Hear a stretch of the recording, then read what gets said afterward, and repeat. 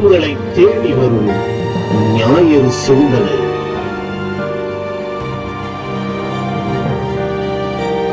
இறைவார்த்தை இல்லந்தோறும் நாளும் கேட்க உள்ளம் மாறும்.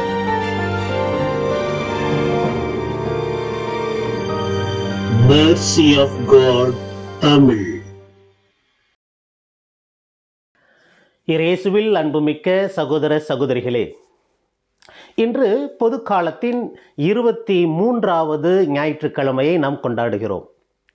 அன்புக்குரியவர்களே, ஒரு சிறிய இடைவேளைக்கு பிறகு நாம் மீண்டும் மார்க்கு நற்செய்திக்கு வந்திருக்கிறோம். ஏனென்றால் ஒரு குறிப்பிட்ட காலங்கள் இடையிலே நாம் யோவான் நற்செய்தியிலிருந்து இயேசுவினுடைய உடலை பற்றிய ஒரு புரிதலுக்காக ஒரு 5 வாரங்களாக நாம் யோவான் நற்செய்தியை சிந்தித்து வந்தோம். மீண்டும் நாம் இந்த ஆண்டிற்குரிய நற்செய்தியாக மார்க்கு நற்செய்திக்கு நாம் திரும்பி வந்திருக்கிறோம். இன்று மார்க்கு நற்செய்தியிலே 7வது அதிகாரத்திலிருந்து நமக்கு ஒரு புதுமை கொடுக்கப்பட்டு இருக்கிறது. இயேசு செய்கின்ற ஒரு அற்புதம். அன்புக்குரியவர்களே, இன்றைய நற்செய்தியிலே பாருங்கள், ஆண்டவர் இயேசு கிறிஸ்து தம் சீடர்களோடு சேர்ந்து தன்னுடைய நாடு, தன்னுடைய ஊர், சொந்த அந்த மக்களை விட்டு வேறு ஒரு இனத்தை சார்ந்த வேறு இடத்திற்கு செல்கிறார். அதாவது வேற்று இனத்தவருடைய அந்த கிராமங்களுக்கு, அந்த மக்கள் வசிக்கக்கூடிய இடங்களுக்கு செல்வதை நாம் பார்க்கிறோம். அன்புக்குரியவர்களே, இப்படி செல்லுகின்ற இயேசு, அதாவது தன்னுடைய சொந்த மக்கள் இதிலிருந்து அவர் வேற்று இன மக்கள் தங்குகின்ற இடத்திற்கு செல்வதை நாம் பார்க்கிறோம். இது தன்னுடைய சீடர்களுக்கு இது ஒரு புதிய ஒரு நிகழ்வாக இருக்கும். ஏன்னா இயேசு இப்போ அப்படியே வெளிப்படையாக போகிறாரு. ஆனால் சீடர்களுக்கு தன்னுடைய இனத்தை, தன்னுடைய ஊர், தன்னுடைய அந்த யூத அப்படிங்கிற ஒரு இதை விட்டுட்டு வேற்று ஒரு இதுக்கு போகிறது ஒரு புதுசான இருக்கும், ஒரு புது அனுபவம். ஒருவேளை இயேசு அவர்களுக்கு இப்படி ஒரு அனுபவத்தை கொடுக்கணும், ஃப்யூச்சரில் பிற்காலத்தில் இவங்க எல்லா இடத்துக்கும் போகணும், எல்லா மக்களையும் அனுசரிக்கணும் அப்படிங்கிறதுக்காக ஒரு பாடம் கற்பிப்பதற்காக கூட இந்த நிகழ்வை செய்திருக்கலாம். இப்போ இயேசு தீர் சீதோன், அதாவது அந்த கிரேக்க மொழி பேசக்கூடிய யூதர் அல்லாத அந்த இடங்களுக்கு செல்கிறார். இன்றைய நற்செய்தியினுடைய முதல் பகுதியில் இந்த நற்செய்திக்கு முன்பு இருக்கின்ற ஒரு நிகழ்ச்சி என்னவென்றால், இயேசு அந்த ஒரு கைம்பெண் தன்னுடைய மகளுக்காக தீய ஆவி பிடித்து அந்த மகள் கஷ்டப்படுவதை அந்த ஒரு பெண் விசாரிப்பதையும், இந்த குழந்தைகளுக்கு கொடுக்கின்ற ரொட்டி துண்டுகளை நாய்களுக்கு போடுவது சரியல்ல அப்படின்லாம் சொல்லி அப்படி ஒரு புதுமை நடக்கும். அது முடிஞ்சது. அதன் பிறகு இந்த நற்செய்தியானது, இன்று வாசிக்கப்பட்ட நற்செய்தியானது, இது மார்க்கு நற்செய்தியில் மட்டும்தான் இருக்குது, மற்ற எந்த நற்செய்தியிலையும் இருக்கிற மாதிரி இல்லை. பாருங்கள் பிரியமானவர்களே, இப்போ ஒரு காது கேளாத, வாய் பேச முடியாத ஒரு மனிதர், காது கேளாத, வாய் பேச முடியாத ஒரு மனிதர் இயேசுவிடம் கொண்டு வரப்படுகிறார். அவருக்கு இயேசு ஏதாவது செய்யணும். இப்போ பாருங்கள், இந்த காது கேட்காத, வாய் பேச முடியாத ஒரு மனிதர், அவருடைய சூழ்நிலை என்னவாக இருந்திருக்கும்? காது கேட்கல, நினச்சி பாருங்களேன். இப்போ நம்ம ஒரு அப்படியே கற்பனையாக கண்ணை மூடி, நமக்கு எதுவுமே காது கேட்கல, டக்குன்னு எல்லாம் சைலண்ட் ஆகிடுச்சு, நம்ம சுற்றி நடக்கிறது எதுவுமே கேட்கல. பக்கத்தில் யாரோ பேசுகிறாங்க, அவங்க வாய் மட்டும்தான் அசைது, நமக்கு ஒன்றும் கேட்கல. பக்கத்து வீட்டில் ஏதோ கல்யாணம் நடக்கிற மாதிரி இருக்குது, தெருவில் ரேடியோ கட்டியிருக்கிறாங்க, ஆனால் பாட்டு ஓடுதா இல்லையான்னு தெரியல. ரோட்டில் பைக்கு போகிற மாதிரி இருக்குது, யாரோ போகிறாங்க பைக்கில், ஆனால் பைக் சத்தம் கேட்கல. மரத்தில் ஏதோ பறவைகள்லாம் உட்காருது, காற்றுலாம் ஆடுது, ஒன்றுமே கேட்கல. இப்படி ஏதோ ஊமை படம் பார்க்குற மாதிரி, வாய்ஸ் இல்லாமல், சவுண்டு இல்லாமல் ஒரு படம் பார்க்குற மாதிரி நம்ம சுற்றி நடந்ததுன்னா நமக்கு எப்படி இருக்கும்? அதாவது இந்த உலகத்திலிருந்து நம்மையே தனிமைப்படுத்துகின்ற ஒரு உணர்வு, நம்மளையே தனிமைப்படுத்திட்ட மாதிரி, யாருமே இல்லை. ஓகே, இது என்ன நடக்குதுன்னு பேசலாம் அப்படின்னு வாய் திறந்தால் வாயில் பேச்சு இல்லை, வாய் பேச்சு வரல, ஊமை ஆயிடுச்சுன்னு வச்சுங்களேன். என்ன ஒரு அந்த ஒரு ஒரு அந்த அது நினச்சி பார்க்க முடியாத ஒரு இது இல்லையா? அது ஒரு கஷ்டம். ஏன்னா மக்கள்கிட்ட என்ன பேசுகிறாங்க, வெளியில் என்ன நடக்குதுங்கிறதே நமக்கு சுத்தமாக கேட்கல. என்ன நடக்குதுன்னு கேட்டு தெரிஞ்சுக்கலாம் அப்படின்னு பேசினா கூட வாய் பேச முடியாது.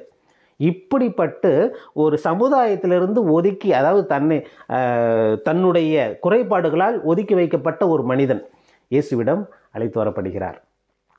இது அடுத்தது இந்த இயேசுக்கு வந்த உடனே இயேசு இந்த புதுமையை ஒரு வித்தியாசமாக செய்கிறார். எப்பயுமே வழக்கமாக இயேசு மக்கள் முன்னாடி எல்லாமே ஒரு அற்புதம் செய்கின்ற இயேசு இந்த இடத்துல இயேசு அந்த மனிதனை தனிமையான இடத்துக்கு தனியாக கூட்டு போயிட்டு என்ன பண்ணுறாருன்னா, அவர் காதுக்குள்ளே கையை விடுறாரு, கையில் சலைவா எச்சு துப்பி அதை இது பண்ணி அவர் நாக்கில் தடவுறாரு. இப்படி ஒரு வினோதமான ஒரு குணப்படுத்துகின்ற நிகழ்ச்சியை நாம் பார்க்கிறோம். அன்புக்குரியவர்களே, இயேசு ஒருவேளை அந்த மனிதரை எதற்காக தனிமையில் கூட்டிக் கொண்டு சென்றார் என்று சிந்திப்போமானால், ஒருவேளை அந்த மனிதனுடைய இடத்திலிருந்து இயேசு அதை சிந்திச்சிருக்கலாம் இல்லைங்களா? இப்போ மக்கள்லாம் இருக்கிறாங்க, சீடர்கள் இருக்கிறாங்க. அவங்க முன்னாடி இந்த மனிதனை எப்படி குணப்படுத்துறது, எப்படி அவங்கள்ட்ட ஒரு பேசணுன்னா கூட இயேசு சைகை மூலமாக தான் பேசியிருக்கணும். ஏன்னா அவருக்கு காது கேட்கல, வாயும் பேச முடியாது. அதனால் இயேசு அந்த மனிதனோட சைகையில் தான் பேசியிருக்கக்கூடும். அப்போ சைகையில் பேசும்போது அந்த மனிதனுக்கு ஒரு தாழ்வு மனப்பானியாக கூட இருக்கலாம், கஷ்டமாக இருக்கலாம். ஐயோ, மற்றவங்களாம் பார்க்குறாங்களே அப்படிங்கிற ஒரு உணர்வு கூட இருக்கலாம். இல்லை இயேசு இந்த மனிதனுக்கு தனிமையான உறவில் இதில் ஒரு கடவுளுடைய அற்புதத்தை காட்டணும்னு கூட நினச்சிருக்கலாம். எனிவே, இயேசு அவரை தனிமையில் அழைத்து செல்கிறார். அங்கே போய் ஒரு வினோதமான முறையில் அந்த மனிதனை குணப்படுத்துகிறார். இப்போ இயேசு குணப்படுத்துகின்ற நிகழ்ச்சியை பார்க்கும்போது அது ஒரு வித்தியாசமாக இருக்குது.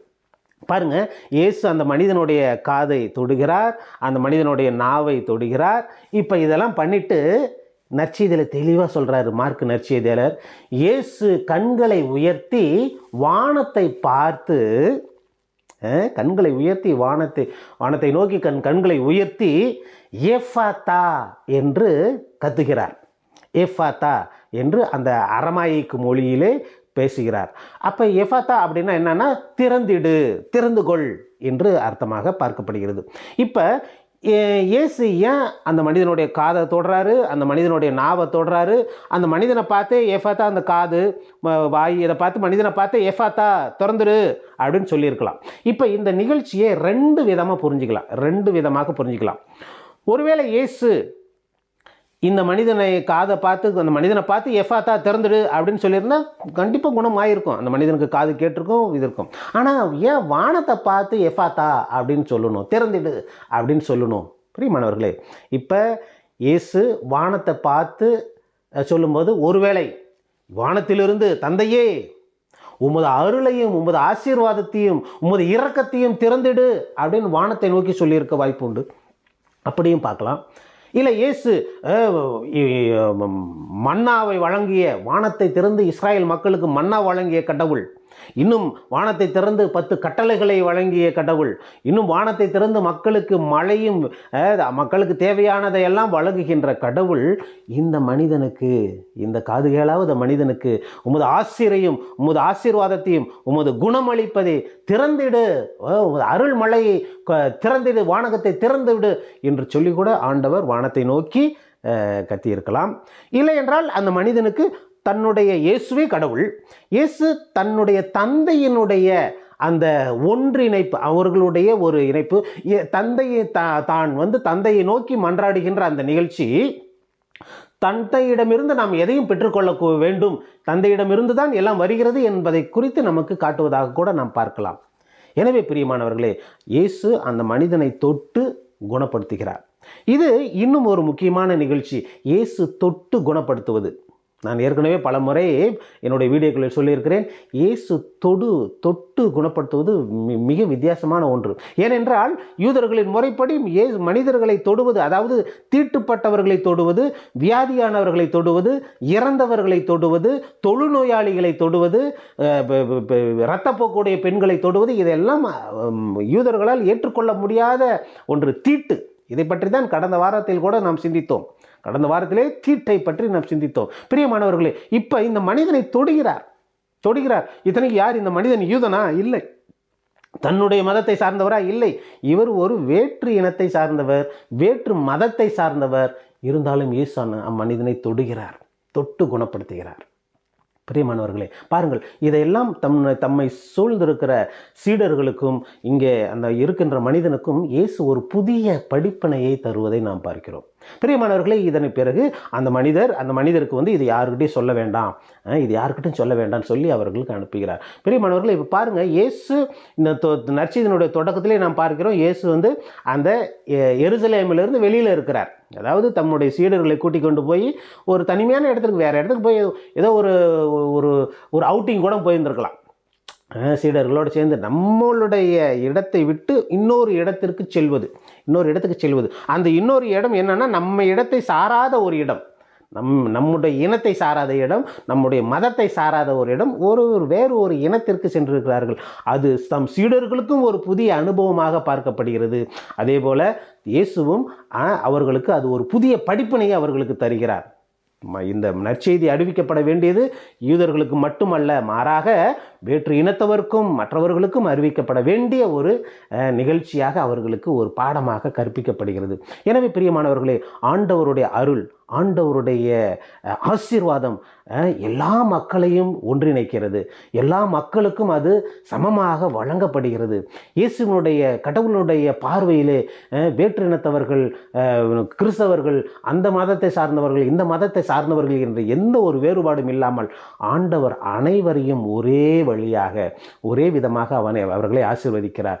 ஆண்டவரிடம் கேட்கின்ற பொழுது, இந்த மனிதன் கேட்டது போல, ஒருவேளை அது சைகையில் கேட்டு இருக்கலாம், ஒருவேளை எப்படி வேணாலும் கேட்டு இருக்கலாம். ஆண்டவரிடம் நாம் கேட்கின்ற பொழுது ஆண்டவர் நமக்கு எல்லா வரங்களையும் பெற்று தருகிறார். அதே போல பாருங்கள், இன்றைய உலகத்திலே, இன்றைய காலகட்டத்திலே பிரியமானவர்களே, நாடுகளுக்கு அங்கங்கு போர் நடக்கிறது, சண்டைகள், ஒவ்வொரு நாடும் ஒவ்வொரு நாட்டுக்கு எதிராக சண்டைகள். இந்த சண்டைகளினால், இப்படி போர் நடக்கிறதுனால என்ன நடக்குதுன்னா, அந்த நாட்டில் இருக்கிற குடிமக்கள் அந்த நாட்டை விட்டு வெளியேறாங்க. வேறு ஒரு நாடுகளுக்கு தப்பி ஓடுறாங்க.